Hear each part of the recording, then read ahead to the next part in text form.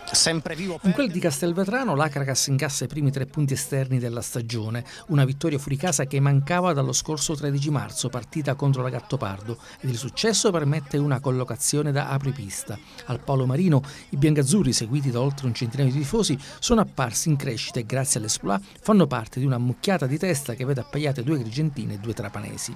La squadra di Montalbano ha dimostrato che senza cali di tensione ha poche rivali e si può essere soddisfatti per la vittoria cercata e voluta, ma anche per il progresso tecnico degli under, per le varianti tattiche grazie alle seconde linee che fanno la differenza e sono sempre pronte per le battaglie. Si deve essere contenti perché si è sbloccato l'attacco con le 3 reti firmate dal trio Carbonaro, Bernardo, Guastella. Un successo importante che crea autostima. Molti guardano con soddisfazione la classifica, ma il buonsenso per il momento impone di non tenere conto delle attuali gerarchie. È fin troppo presto, è difficile fare previsioni e poi queste 3 giornate non hanno del tutto chiarito il ruolo attuale di molte squadre, anche se Alchem e Acragas hanno prodotto una significativa sterzata.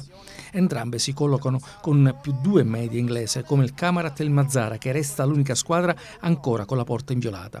I biancazzurri del capoluogo hanno il miglior attacco con 6 reti, 2 a partita, ma la migliore differenza gol fatti e subiti è del Camarat con un +4. Per il resto, dopo 270 minuti, viene confermata ancora una volta l'equilibrio generale. Si vive domenica dopo domenica e così vanno avanti le più regolari e quindi quelle che hanno una buona condizione atletica. Dal punto di vista prettamente numerico, i 7 punti dopo 3 partite equivalgono allo stesso bottino dell'Licata dello scorso anno, ma l'Acragas ha 2 punti in più rispetto alla passata stagione. Sono state 13 le reti realizzate nell'ultimo turno, che portano a quota 51 le marcature complessive dopo 270 minuti. Infine, 3 successi esterni e 2 pari senza gol mandano in archivio la terza di campionato.